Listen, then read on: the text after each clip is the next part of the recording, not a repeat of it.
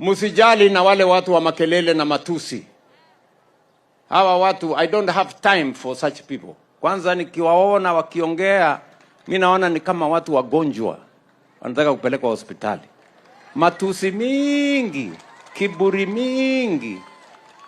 I think some of them are not well. Nafikiri wako na shida. Ukiona mtu wako na hasira mingi, kelele, fujo, madharau, kiburi, matusi, kila mtu, huyo mtu mimi naona wewe Duale andikisha hawa kwa SHA tuwasaidie waende hospitali. Hawa watu ni wagonjwa bana. Those are sick people. Sijui kama tunaelewana. Mimi niwaulize nyinyi watu wa Mandera.